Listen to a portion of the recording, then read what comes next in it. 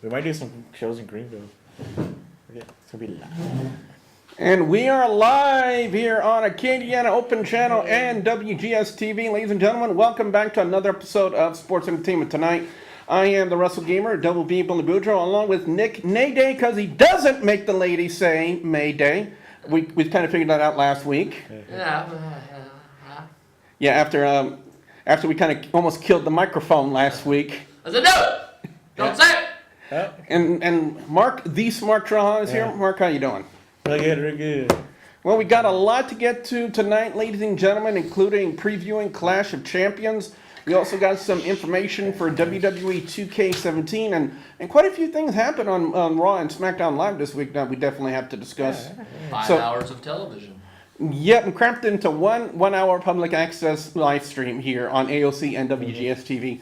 So let's go ahead and get started. If you guys have anything you would like to talk to us about, anything wrestling related, you call into that number down there. That's 366-8950. We'd love to hear from you guys. Yeah, come on, haters, come on. Or not just that. If you have That's any, what we need is a couple of haters to call in. Yeah, you know. And if you don't call, there's only one word to describe you. And I'm going to spell it out for you. S-F-W-F-T. Soft. And we're also live streaming on youtube.com/RussellGamer. So if you can't call in, or if you don't want to call in, if you're too shy to talk to us, just pop in the chat room and we'll definitely read your comments out loud, definitely. Yeah. So, gentlemen, first off, how was your week this week? Pretty good. Refereeing, going to be in Memphis, Tennessee for the weekend. Going to ref. You got a big match, huh? Yeah, dark collar match. A dog collar. Yeah. Oh, well, those can be kind of dangerous, so be careful with that one. Yeah, Mark, don't okay? get in the way, bro. Yeah, especially if that swinging metal chain, those can leave a bruise. Ooh, you're going to have some bruises there, buddy. Yeah. And not in the good kind either. Much of the blood. Is there a good kind of No, bruise? no, there isn't. There isn't. I can tell you that for a fact, there isn't. But anyway, as my phone needs to shut up. Yeah, tweet. Tweeting. Is that Twitter? Is it from Vince Russo? No, that's actually from, Vince Russo blocked me, so he can't tweet me. But it's actually from my Periscope app, but I'll explain that later. But I want to start off the show with a little bit of a press release concerning WWE 2K17, because we've had Corey call in a few times wanting to know more information. I'm a fan, and this year's a good DLC. It's pretty awesome. But they released a press release about it, and it says, 2K today announced details surrounding the downloadable content offerings, Season Pass, and Digital Deluxe editions for WWE 2K17. And I do believe that's Corey right there. Corey, how you doing? How y'all doing? We're talking a little bit of WWE 2K17, man. Can you hold for a second? I got some information I need to get out there. Sure. All right, the downloadable content offerings will include playable characters from WWE, NXT, WCW, and WCCW, that's World Class Championship Dallas. Wrestling. A playable match showcase based on the Hall of Fame class of 2016, a host of new in-game moves, and access to both unlockable content and player progression features. The individual content packages will begin releasing in late 2016, with some packages releasing in early 2017 for the PlayStation 4 and PlayStation 3 computer entertainment systems, as well as Xbox One and Xbox 360. Hold on, I got a question about that. What you got? Can you use your old superstar? Yep. I believe so. I believe so. And you get to be a Paul Heyman guy. Also.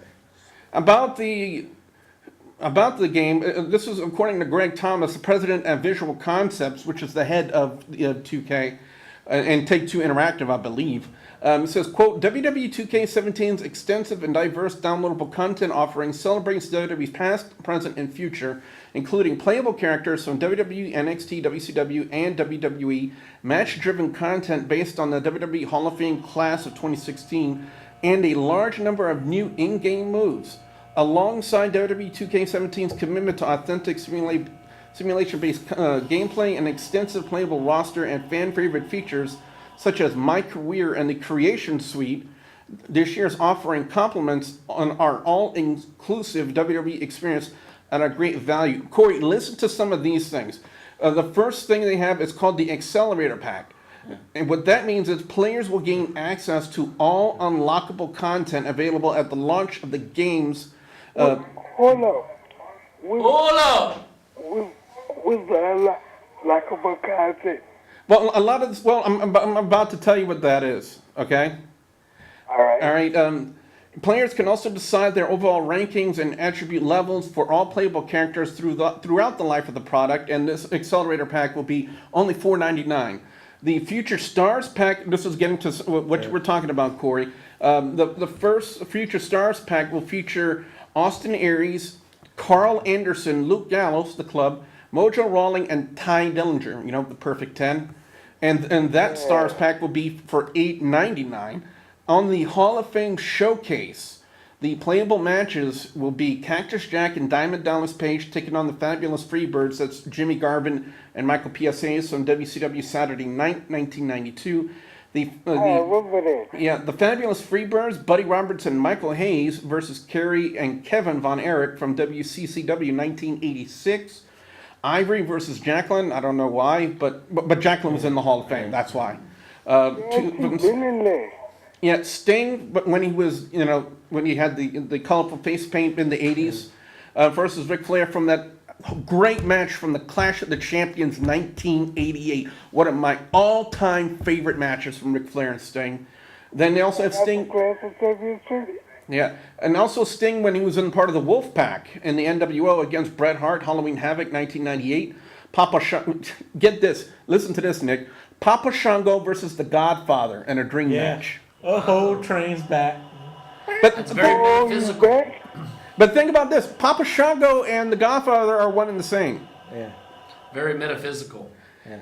And also the Big Boss Man with Albert taking on the Big Show from Armageddon 1999. And this Hall of Fame showcase will be for $9.99, kind of like the network. Legends Pack. I know you want to hear about this one, Corey. The Legends Pack. We got Brutus the Barber Beefcake, the legendary Eddie Guerrero, Greg the Hammer Valentine, Psycho Sid, and Tatanka. I remember him.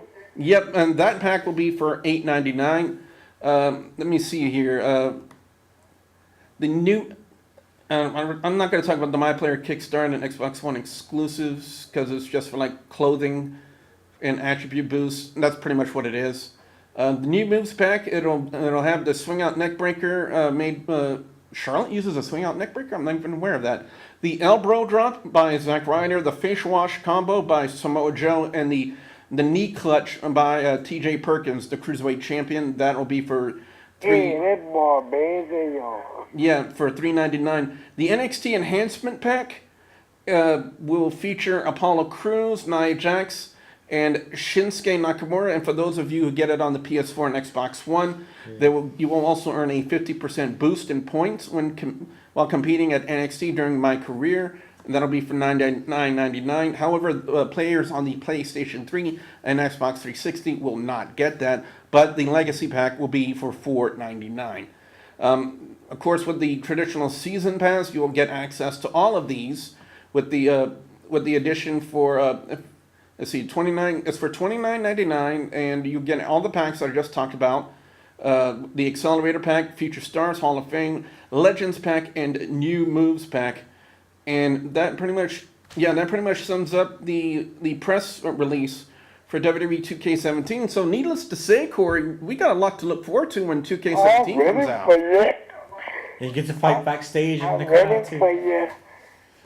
Yeah, Nick, I know you're not much of a gamer, are you? Yeah, I game. All right, so what are your thoughts about 2K17 and this press release? Well, from what you just read, Billy, what the hell do you get with the game? It sounds like you gotta buy everything after the game.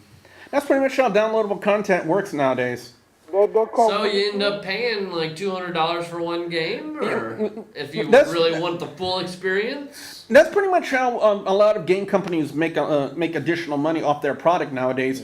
Is not only with the base game that they put out there, but along with additional downloadable content. However, if they get a season pass, which was something I was talking about, when they buy a game for an extra set of money, like for WWE 2K17, it's $29.99. You get access to all of that. You don't have to pay any of the other amounts, like the $4.99s and the $8.99s.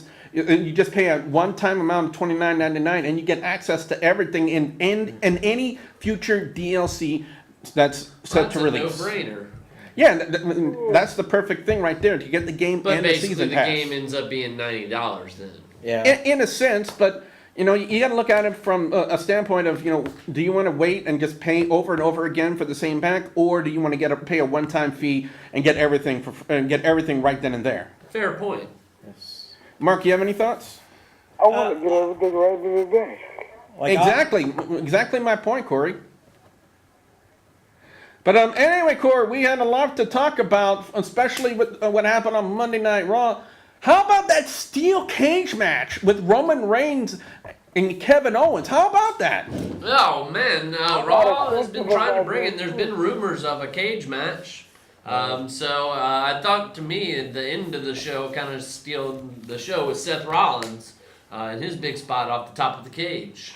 Yeah, and one thing I discussed on YouTube earlier this week was the fact that with this face turn that Seth Rollins is doing, it kind of seems to me, from my vantage point, that they're having Seth Rollins do a lot more of these daredevil type of spots You got to. to get the crowd, drive the crowd excitement. And to me, I think he can do it. I mean, he's done it before as Tyler Black. So why can't he do it as Seth Rollins? Well, and I think Seth Rollins is not yet fully over as a face. The crowd's still iffy on him because he's still kind of a jerk a little bit. But I think it's definitely going to take Triple H getting involved in this feud and having him so-called tear the company down, as he said he was going to do on Raw. And that's going to put him over as the top babyface. Corey, what do you think about Seth Rollins and what he's done? I would say this, I want the Shield back. We also got, okay. The Shield, yeah, we would all like to see that, Corey. And there's rumors that there actually might be a Shield reunion, at least with Seth Rollins and Roman Reigns. All right, we got a couple of commenters here in the chat room. First off, a person who got terribly trolled during our SummerSlam hangout by a friend of mine, Andy, an apparently nonstop player, wants to come back for more punishment. Don't just think, nonstop player, that because we're at a public access level right now, that you're immune to any kind of trolling. You in half. So why don't you go visit another person's YouTube channel and beg them to sub for you? Yeah, I got 2 words for you. And we got Larry Bernard in the chat. Now, he actually has a legitimate statement in here. He says, how long do you think Kevin Owens will have the Universal World title? I really enjoy... I want to ask that too. Well, I really... to Larry and to Corey, I don't see him dropping it at Clash of Champions. Because basically... I think, y'all know what I think? I think it's his time. I'm sorry? It's his time. It's his time? It's his It's time. time. The reason why I say I don't see him dropping the title at Clash of Champions, Corey and Larry, is It's because all about the game, and now you play it. Boom, boom. you hear them, huh, Corey? Yep. Yeah. Guaranteed to look for Triple H because of the fact that, again, if you look back to when Kevin Owens first won the title, Triple H had to be involved in that match. That signaled the beginning of a storyline, and they've been building it for the past 3 or 4 weeks now, a rivalry of sorts between Seth Rollins and Triple H. And what better way to really add fuel to the fire of that rivalry by having Triple H once again screw Seth Rollins out of the Universal Championship. So that's why I don't think, that's why I don't think Kevin Owens will drop the title. Because if anything, Triple H is going to be there to screw Seth Rollins over because it'll add fuel to the fire and possibly lead it toward their match towards Survivor Series. Even though I think Rollins is going to see it coming, and he's going to have something waiting for Triple H, but they'll still get the best of him. But to Larry Bernard and Corey, I hope that pretty much answered the question. That's just my personal opinion on it. Nick, what about you? I think it's common science, really. I mean, as I was just saying, to get Seth Rollins over as the top babyface, he needs a top feud against the top heel, which is basically Triple H. So. Hey, but y'all talking about the big dogs, but y'all know y'all need to watch. What's that? Hey, Perkins. T.J. Perkins? Oh, yeah, the match with T.J. Perkins and the Brian Kendrick. That definitely is going to be something to watch. Look, and y'all know who else It's the y'all need to Brian watch. Kendrick. That black dude. Rich Swann or Cedric Alexander? Both of them. Both of them. Both of them. I'm looking forward to when they're going to expand the cruiserweight roster. Like- Because so far we only have 5 names that we know of. The 4 that we saw on Monday Night Raw, and T.J. Perkins as the cruiserweight champion. Well, they said Jack Gallagher too, and You got nobody else? Noam Dar or whatever. Zack and- Sabre. And Zack Sabre, yeah. Sabre. I think they should let Neville because they didn't do something with Neville. Yeah, definitely. That was good too. Yeah. We have Get a Kalisto over there too. I mean, that's Kalisto's division. what's Yeah, up to that is. Aubrey James in the chat room. Aubrey's has a question. Do you see a romance angel between Stephanie McMahon and Seth Rollins? It happened too much before. They had like Kurt Angle. That's a big fool, yeah. That would be entertaining. Yeah, is that what you're kind of referencing there, right there, Aubrey, a little bit? That whole thing that happened with Stephanie McMahon and Kurt Angle from so long ago? And Macho Man. I remember that. Oh, no, don't even bring that one up. And you're wearing the shirt, too. You're wearing, yeah! Oh yeah. you're wearing the shirt, too, and he's talking about that. He was eating Slim Jims before he came too. No trivia? No, well, Well, how about? well, tell you what. Can you see my T-shirt on TV right now, Corey? Yeah. Yeah. Do you know who used to wear this shirt? Who was it? Who invented the Job Squad? And who was in the Job Squad? Sweet. The job squad. What does everybody want? Hey. Ed! Oh, look. Yeah. But who was in the Job Squad with Al Smith?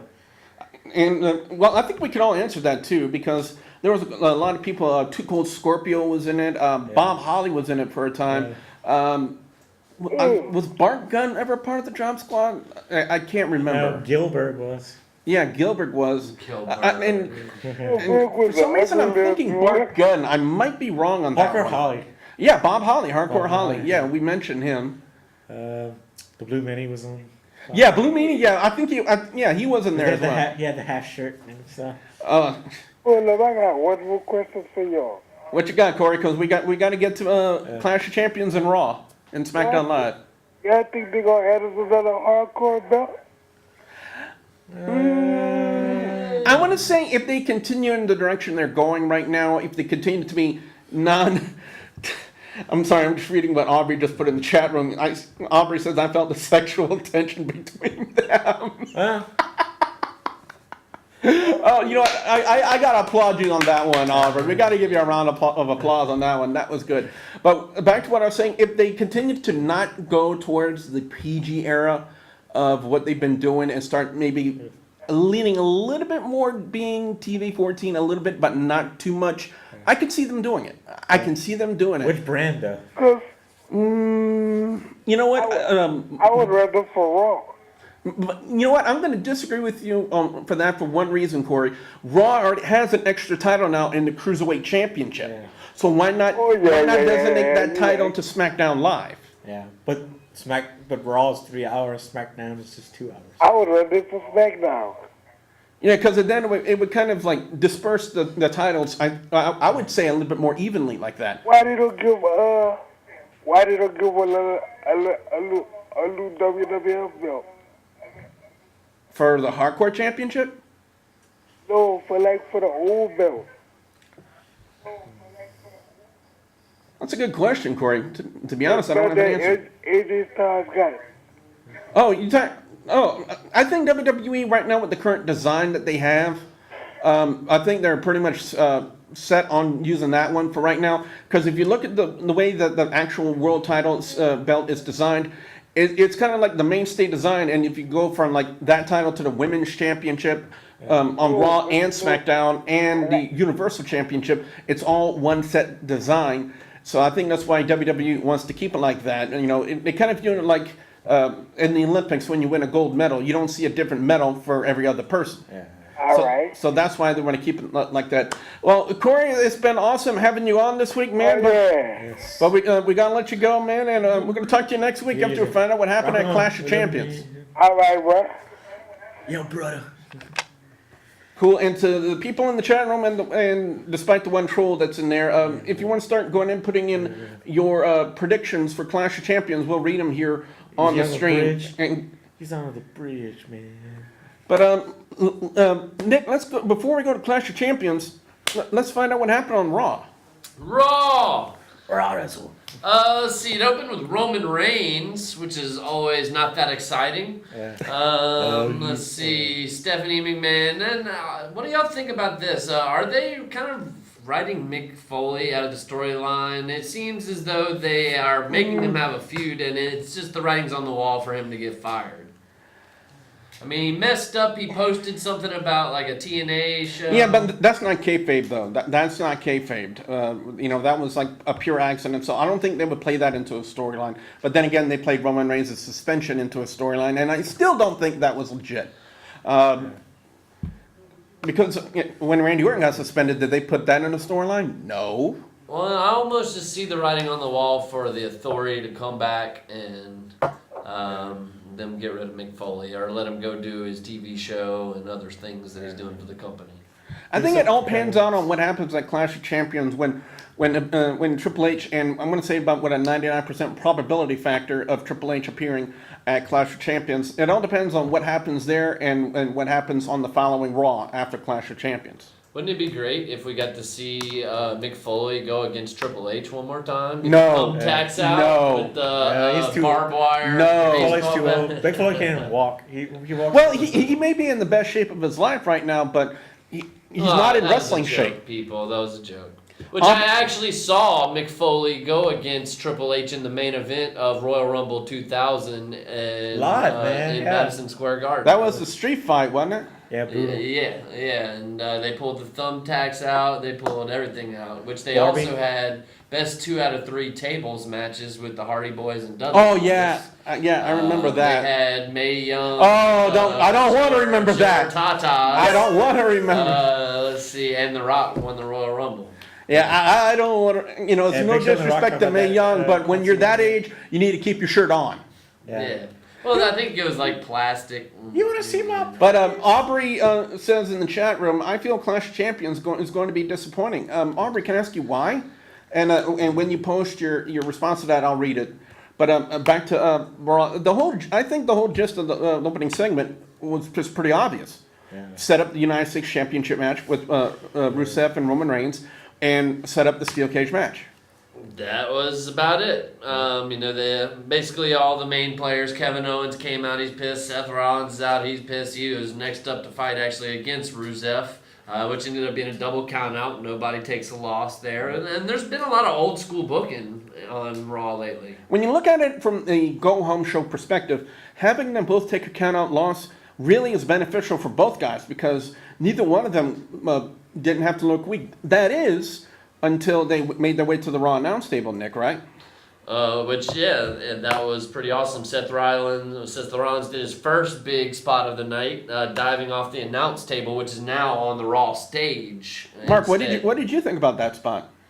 I watched the previews. I didn't watch the whole show, but I watched I thought it was a pretty good spot. He's gonna hurt himself one day, but I thought it was pretty entertaining. He's trying to get over. Yeah. I mean, they need Yeah, need a top face. Yeah. And Roman Reigns ain't it right now, so. Now with all the IWC heat he's been getting. Yeah, exactly. And they're By the way, this show in WGS TV has no affiliation with the IWC or the YWC whatsoever. Can I stick them?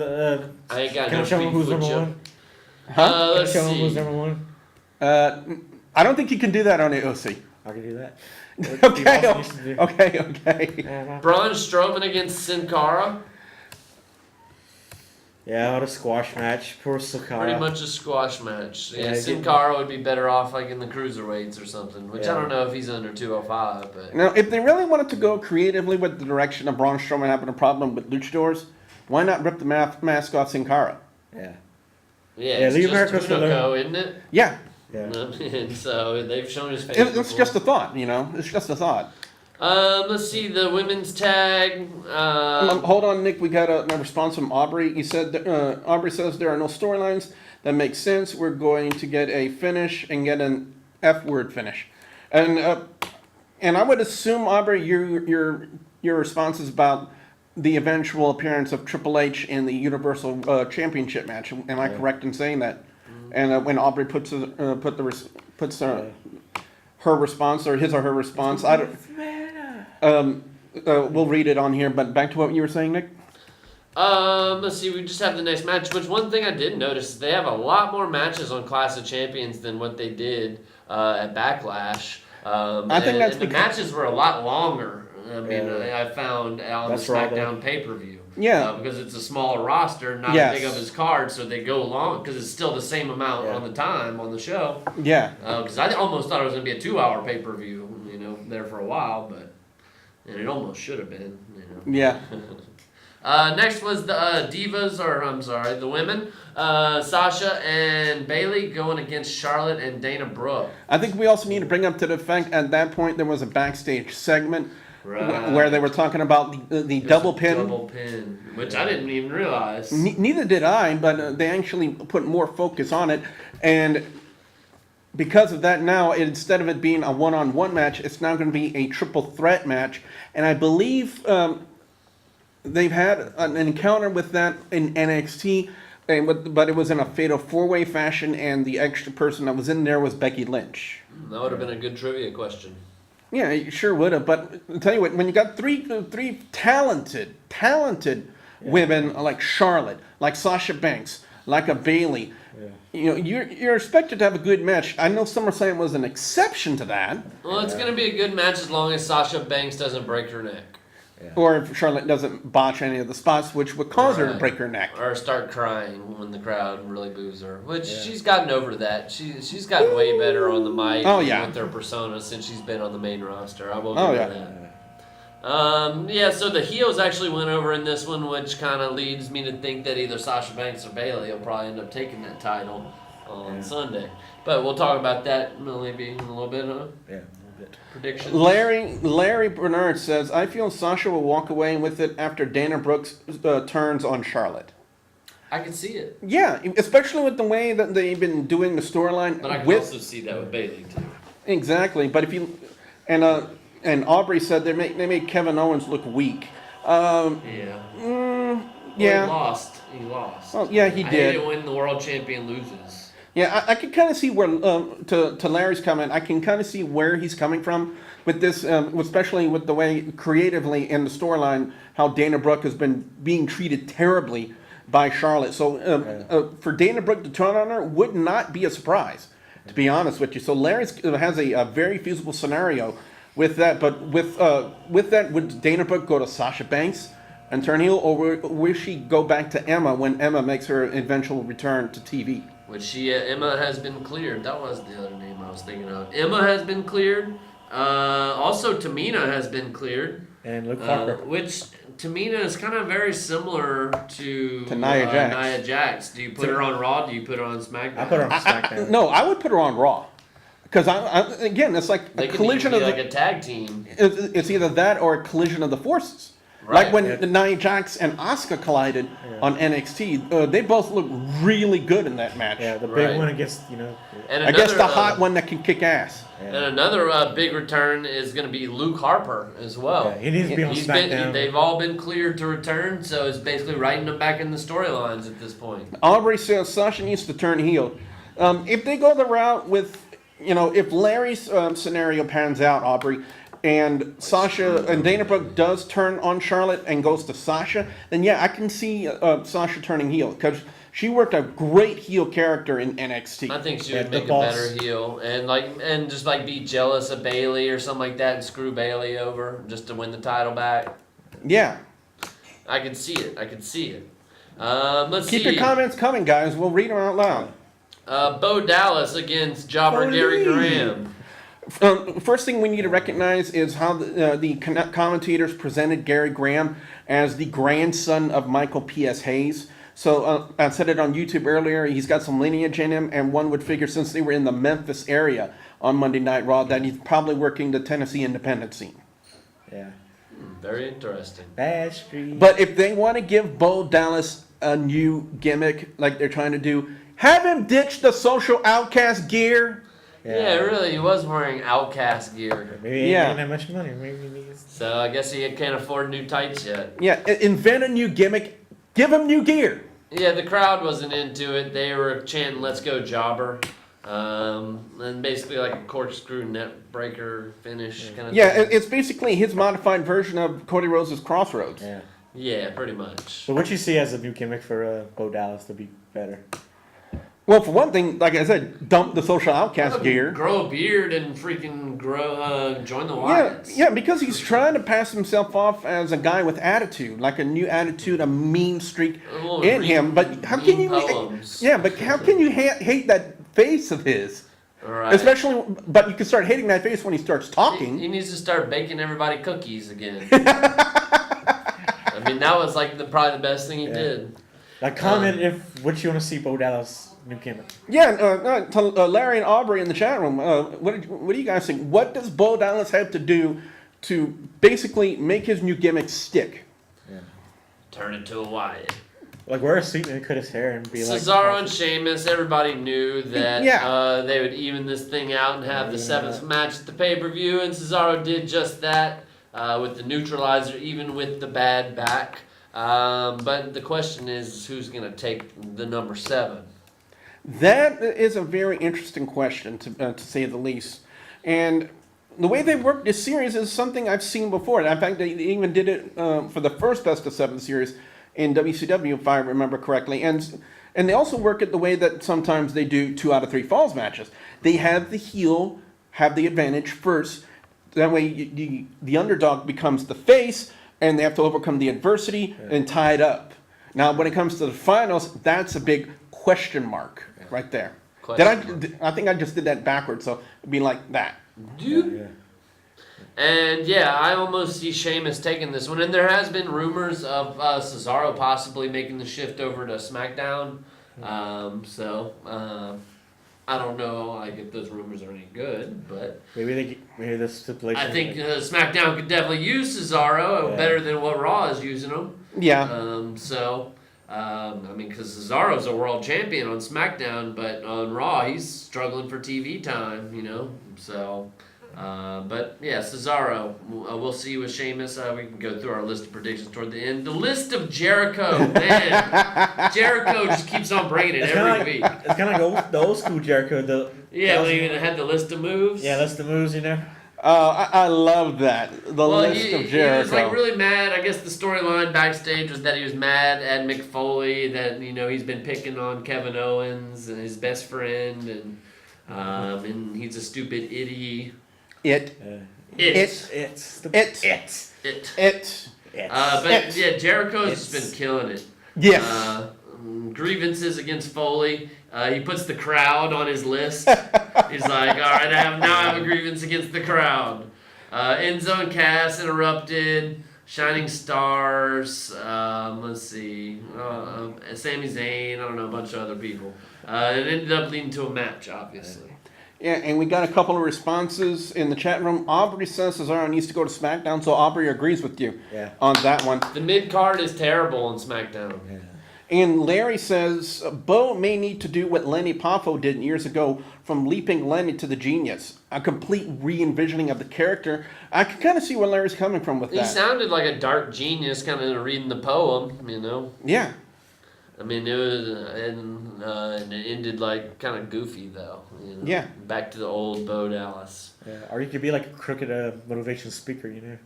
Crooked motivational speaker. But we had wait, hold on. the 10-man tag. We got a Go caller. ahead. Yes. Hello, caller. You're on the air. June. June, is that? Well, I hit speaker headset and he hung up. I'm not sure. But in the 10-man tag, New Day, Enzo and Cass. Speaking of that, Aubrey and just Sami said. Zayn all won. Yeah. Speaking of that, Aubrey in the chat room says they're burying Enzo and Cass. Would you agree with that? No. They're just giving them something to do. They just don't have another good team for them to go against on Raw. Yeah, Because the Dudley boys left. And honestly, I didn't recognize that number as June's number. It looked like a different number. So if that person wants to try calling back in again, please do. Yeah, I mean, I don't think they're burying Enzo and Cass, even though I could definitely see the Shining Stars beating them at the pay-per-view, just to kind of put over the Shining Stars a little bit. They need to start doing more with them creatively, because think about all the vignettes they had with the Shining Stars, trying to build them up, and then when they make their eventual debut on Monday Night Raw, what did they do? Zippo. Well, the crowd was like crickets, because like the promos were so stupid. Yeah. You So, know, so that's so- why they need to start doing more creatively I with like them. what they're doing with the whole like selling the Timeshares, timeshares, yeah. and, like messing with our truth. I guess anything with the Golden Truth is usually going to be kind of funny. Yeah. Which they hadn't really been on TV a lot. There you go, give them another shot. All right. Hello, caller. You're on the air.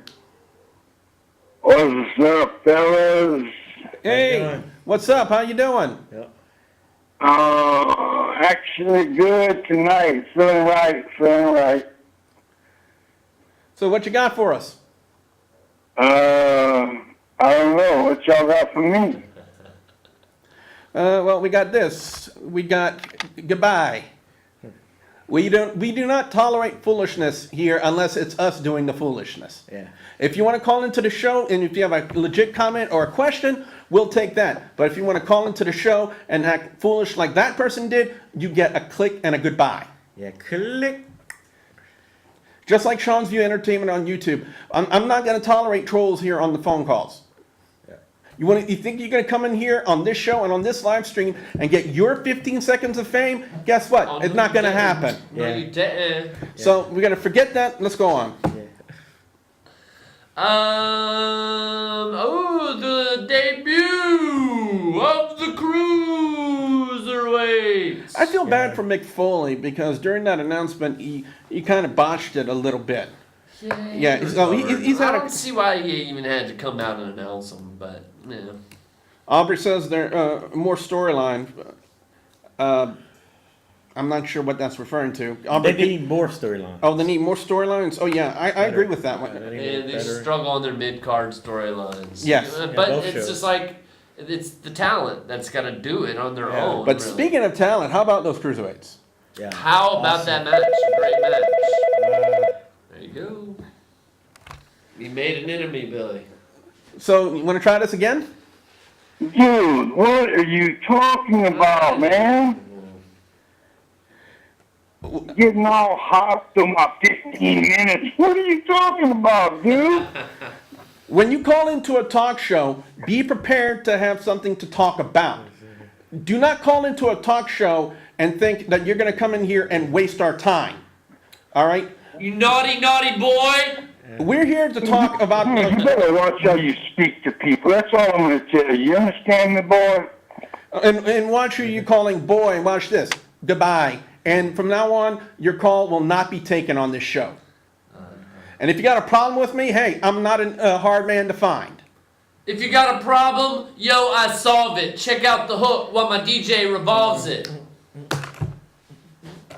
Ice, ice. Crazy. All right. Again, so that person, you are. Why so serious? So we got your number on here, by the way. We recognize your number. So if you try to call again, you will not get through. All right. So to Aubrey says that this card is thrown together in reference to the Clash, and to an extent, yes and no. Some matches were thrown together, some weren't. But let's get off the negative. Let's go to the positive and how great those cruiserweights were. Cruiserweights. Great. Yeah, Rich Swann, Cedric Alexander, the Brian Kendrick, and Grand Metalik. That they captivated that whole show. And yeah, definitely got the "This Is Awesome" chance. Everybody's been waiting for it, and these guys really delivered. Brian Kendrick was really the only heel in the entire match, so it kind of led me to believe that he would win. And he did. I don't know. I mean, it's kind of obvious because T.J. Perkins obviously going to be a babyface. You would think in the beginning. Yep. So, and plus Kendrick sells the storylines better than anybody. Oh yes. That's why he's in. But all these guys look great. They all look like $1 million. I really thought Cedric Alexander kind of stole it, the show to a large degree, which they all look great. But Cedric Alexander looked really good. Yeah. But she main evented NXT as well. Yeah, and how about that finish of that lumbar? I'm trying to remember what he called it, but it was like an insane version of a backbreaker. Yeah. It was like a power bomb into a backbreaker, and it looked pretty bad. yeah, and I think he contorts the body sideways in a sense in mid move. Yep. I think. Good move. I like it. Yeah.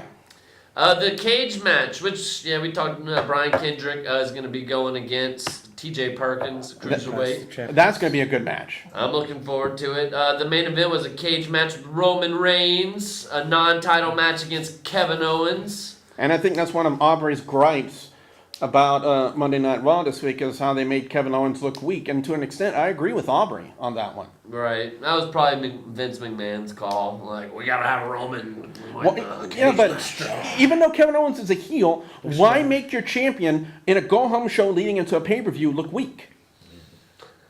I really don't know. I really don't know why they did that. Now, see, if anybody wants to answer that question, you can call in. Do not call into a talk show and expect to be there and say, well, what you got for me? Yeah, it was a good match, and I guess the real storyline was kind of afterwards when Rusev came out and jumped Roman Reigns. It was expected, to be honest. Well, it was expected, and then they locked him in the cage and beat him up, and Seth Rollins made the save by jumping off the top of the cage. So they're trying to make Rollins the superhero, and I think Triple H's involvement only helps that cause, because, hey, I was telling Mark a little while ago, like, WWE really only has 5 or 6 superstars. You got Undertaker, Triple H, Brock Lesnar, Randy Orton, John Cena, and maybe The Rock whenever he wrestles. Aubrey wants to know why T.J. Perkins wasn't on Raw this week. I think he really wasn't necessary. They should have at least interviewed him or something. Yeah, I agree with that. Maybe as a backstage segment, Right. But I really don't think he was necessary because of the fact that the only needed the Fatal 4-Way. Or he should have been on commentary for the Fatal 4-Way. Yeah, or like ask him about who you think is going to win, TJ. And be like, he'll give us his, point. Just like, hey, here's your new cruiserweight champion. Like, nice to meet you, national TV audience. We still don't know who T.J. Perkins is if you don't have WWE Network Or TNA. Or, they don't know. You might not know. Yeah, WWE. Well, and certain points during the manic gimmick, when he's backstage, he always had the mask off. He never put it on until he got into the ring. Aubrey has another comment for us, or a question. Why can't we set there's drunk Roman Reigns when he was in the match, didn't have to have him win? Which was basically something we were just talking about. In a go-home show, the champion shouldn't be made to look weak. Especially during a go-home show with the pay-per-view that's coming up this weekend. Creatively, that's a bad decision in my book. Because if it were for the world championship, Roman Reigns would be your world champion. And I think all that does is give Roman Reigns a title shot down the road. Yeah. Possibly at Survivor Series, a one-on-one match with Seth Rollins going against Triple H. And they try to put him back on the totem pole, like you said, Vince McMahon probably still sees. Well, what else do they have as top baby faces on Raw right now? I think the same as Zayn should be good. He could be, but they just aren't pulling the trigger on some of these people. Neville could be really good, but they're not pulling the trigger. Aubrey says, spell check. Why couldn't they let Rusev? Well, I think in a steel cage match, one of the stipulations is no disqualification. Yeah. So should we do a Clash of Champions prediction first, or a SmackDown? Let's address a couple of things from SmackDown. And one of the things I said earlier on YouTube this week, Apollo Crews jobbing out to Baron Corbin, I disagree with 100%. Yeah. Apollo Crews is too damn talented to be pushed aside as a jobber, but on the same token, and this is exactly what I said on YouTube, I understand why they did it the way they did it. Jack Swagger was on commentary for this match. They wanted to have Baron Corbin look strong, especially since we now have an angle possibly coming up for No Mercy, as I see in your notes right here, between Baron Corbin and Jack Swagger. That's it. That's where it's going. They need some more mid-card talent, and there's Jack Swagger. We, the people, here to save the day. Yeah. And we also had Miz retaining the Intercontinental Championship against Dolph Ziggler with the use of the hairspray. Yeah. Again, that's another dirty finish for the Intercontinental title match, will we see this extend to possibly No Mercy I think so. with another match and a special stipulation between Miz and Dolph Ziggler? I think that's where it's going. The never-ending title reign with no other people really in the mid-card to take on The Miz. So, we'll see about that. But how about the lowest ratings for SmackDown yet since it's gone to Tuesdays? And I think large in part, a lot of that is doing to opening the show with the women's contract signing. I disagree with that. I thought that was one of the best segments of the night. It was a decent segment, but you're a random person that doesn't watch wrestling all the time. Oh, wrestling's on. Oh, they're doing a Divas contract signing. Yeah. Let me change the Not a channel. Braun Penny or but Andre match. wrestling fans need to know how passionate a promo Becky Lynch cut on SmackDown Live. One of the best promos I've ever heard her cut. It was really good. But then there's wrestling fan ratings, and then there's everybody rating. Like I know. Russo says. And they're trying to get everybody rating. I understand that. So, I'm just saying, start the show off with, John Cena, Dean Ambrose, AJ Styles, whoever, the GMs. Which they've been doing the GMs. But anyways, Eric Rowan against Randy Orton. Again, why is Eric Rowan back in the Wyatt family gimmick? Do they not know what to do with him? Yeah. Well, why it's just I guess uses him as a pawn, and that's why. Oh my why God, wears the I sheep. can't die. Just like here on YouTube. He sacrifices the lamb. Pretty Yeah, much. in a sense, yeah, I agree with that one. That's a good thing. I think they should bring, if Harper comes back, I think they should have, the free bird with the Wyatts. How about Dean Ambrose beating John Cena clean in the main event? I don't think any. You don't agree with that? They only did it just because Dean Ambrose is getting another title shot next week, and they had to make him look strong for that world title match. Yes, but though AJ when will Styles the won. change in Dean Ambrose's gimmick happen? Because I think we said it for quite some time. The Lunatic Fringe gimmick is stale and dry right now. It really is. I think everybody's bored with Ambrose right now. He needs kind of an overhaul on the gimmick. I think he let down the company with the title reign. It didn't really impress anybody. I think everybody was expecting a new Stone Cold. Did not happen. It made He's him his own person. It kind of messed up his character because he always been the lunatic, and that was the thing in his character. He wanted the championship. I honestly think they need to have him committed and have him come out in the straitjacket. Yeah. To our chat room people, what do y'all think about Dean Ambrose? Do you think that he should keep the Lunatic Fringe gimmick, or do you think he should change it? And while we wait for those responses, the rest of the time, let's talk about Clash of Champions. Clash of Champions. Let's see. So we covered SmackDown. We want to work from bottom to top. Bottom to top. All right. So first off, from some people that don't have matches on the card yet, but we might see Titus O'Neil, Darren Young. They haven't been on TV the last couple of weeks, so I don't think they're gonna do it. They need to put them together again and put a Maybe a as the backstage manager. segment. I don't know. Maybe. We'll see. Braun Strowman's on TV every week. I don't know if he'll have a squash match on Clash of Champions.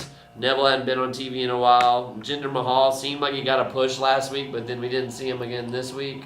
Bo Dallas maybe having a match.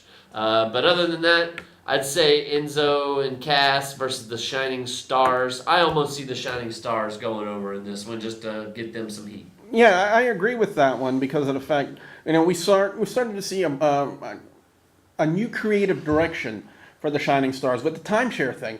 And I think they need to go over on Enzo and Cass if they want to continue that gimmick and make this a relevant tag team on Monday Night Raw. You have one relevant heel tag team on Raw, and that's the club pretty much. Yeah. So they need a second. Because the Dudleys left a big void, because they were pretty much jobbing out to all the tag teams. Yeah. So, needless to say, I could see the Shining Stars winning that one by cheating, getting some heat. Let's see, Nia Jax against Alicia Fox. I have a little bit of an update about that. And by the way, we have a question. The Enigma 1 wants to know what we think about Broken Matt Hardy. I think it's pretty cool. It's he's crazy, Maybe Dean Ambrose could learn something from Matt Hardy. And if I want to sum it up quickly about my opinion about Broken Matt Hardy, he's a guy who has completely reinvented himself in the wrestling industry, and he did it the right way, and now he has an insanely popular gimmick, not only in TNA, but in the independents as well, and he's making a killing, and not only that, but top officials in the WWE are kind of eyeballing Matt Hardy and trying to sign him, and I don't think that's going to happen anytime soon. Because he still has like a huge gripe with McMahon about the creative copyrights about Bray Wyatt and Kurt Hawkins and stuff like that. So I don't think that's going to happen anytime soon. Yeah, I mean, I'd like to see it happen. I'd like to see both of the Hardys come back. And I could definitely see that happening. If the Hardys are still going, and they both stated that they want. Well, at least with Matt, he wants to retire. Jeff, I'm sorry, Jeff wants to retire in the WWE. Yeah. So yeah, Nia Jax and Alicia Fox. They had it on I believe it was on the Fallout program on Monday Night Raw that they upload to YouTube. That apparently Jinder Mahal wants to help Alicia Fox find her inner peace. Yeah. So is that a clue of a new creative direction for Alicia Fox? Don't know why this match is going to happen.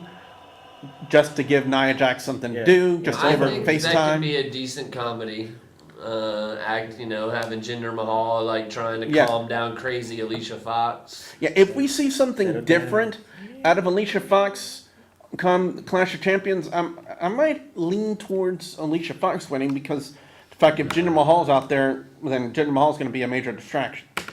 Nah, Nia Jax. But like I said, I'm just saying leaning towards it. I'm not saying yes or no. Nia Jax is gonna win that.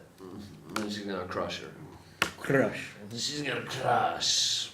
Best of 7. We got Cesaro and Sheamus in the 7th and deciding match. Yeah, and you said earlier in the show that you see Sheamus going over on that one, and if they really are going to make the creative move to move Cesaro from Raw to SmackDown, then they have to have Sheamus go over. I would almost think that they should have made that the gimmick, like as far as like the loser has to leave Raw. Yeah.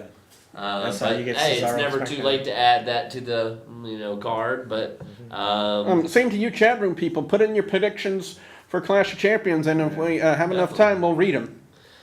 Chris Jericho against Sami Zayn. Oh, they've worked some fantastic matches in the past. Yeah, stupid idiots. And the matchup, when you think about it, kind of writes itself. If you've been following them this past year, Chris Jericho and Sami Zayn, insane matches, great matches. And Chris Jericho with the list of Jericho, like we said already, struck gold. I mean, how great is Chris Jericho creatively when he's a heel? He can do so much more as a heel than he's ever done as a face. And he's done some great stuff. And the list of Jericho is probably one of the best things he's done in quite some time. And I personally loved it. So look for him to have the list out there. I don't know what they've been doing with Sami Zayn as of late. They really haven't done anything. Well, it seems like Sami Zayn gets hurt in every match, and it almost makes him look soft. Even though he fights through it every time, it just like, dude, you get hurt every match. Like you pull, like you hurt your ankle, or you pull your shoulder, or whatever.